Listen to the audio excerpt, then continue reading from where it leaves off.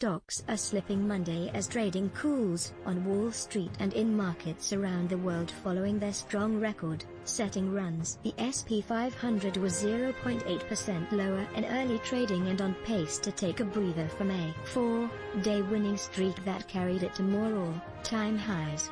The Dow Jones Industrial Average was down 190 points, or 0.6%, at 30,907 as of 9:45 a.m. Eastern Time, and the Nasdaq Composite was 1.4% lower. From stocks to bond yields to commodities, markets have been pushing ever higher recently amid a wave of optimism.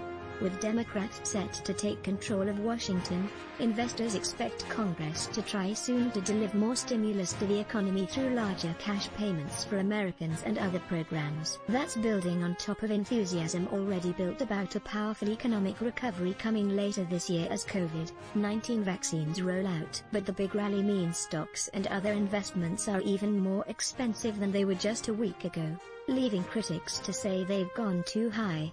One of the main ways professional investors gauge a stock's value is by measuring its price against how much profit it made in the prior 12 months. Stocks in the S&P 500 are now trading at close to 29 times their earnings. That's a much more expensive price tag than their average over the last decade of a little below 18. I don't believe Bitcoin is unique in any way. Why investors should be careful with this cryptocurrency auto industry, unlikely to return to normal anytime soon as COVID-19 lingers. ARK Innovation, the popular Robinhood stock most likely to soar in 2021. At the same time, the worsening pandemic continues to slam the economy. U.S. employers cut more jobs last month than they added. For example, the first month of job losses since last spring. New, potentially more contagious strains of the coronavirus are helping the pandemic to tighten its grip on the economy around the world. In the background, political uncertainty also continues to hang over markets. Democrats are pushing for the removal of President Donald Trump, who has less than 2 weeks left in his term, after his words helped incite a group of loyalists to storm the Capitol last week. Shares of Twitter sank 9.6% for the largest loss in the S&P 500 after it banned Trump from his account and his 89 million followers. Twitter cited the risk of further incitement of violence, but the move has drawn a lot of anger from Trump loyalists and conservatives who may abandon the service and ask for more regulatory scrutiny of the company. Facebook fell 3.9% after it suspended Trump's accounts. One area of the market that continues to climb is in the bond market.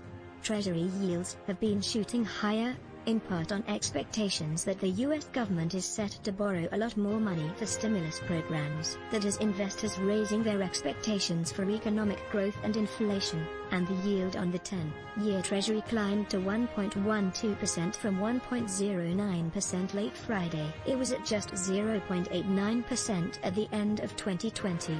Higher long-term yields can put pressure on stock prices and make them look even more expensive. That's because when bonds are paying investors more in interest to own them, they can pull buyers away from stocks. In general, higher interest rates make investors less willing to pay higher prices for stocks relative to their earnings.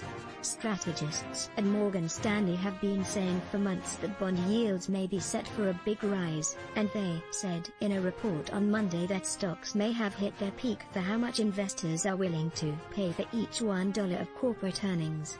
If they're right, it puts more pressure on companies to grow their earnings, for their stock prices to rise further or even to hold steady.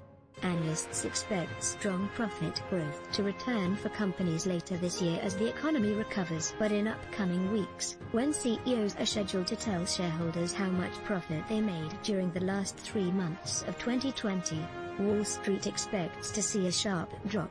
Analysts forecast S&P 500 companies to report a decline of nearly 9% in earnings per share from a year earlier, according to FactSet.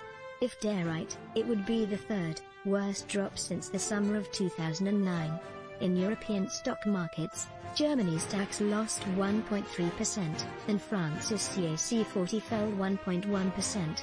The FTSE 100 in London dropped 1.2%. In Asian stock markets, South Korea's Kospi slipped 0.1%, Hong Kong's Hang Seng edged 0.1% higher, and stocks in Shanghai fell 1.1%. Japanese markets were closed for a national holiday, adding to concerns over surging numbers of coronavirus infections in the world's third-largest economy. Another new variant of the virus was reported over the weekend among several people who had arrived from Brazil. Contributing, Yuri Kageyama, AP.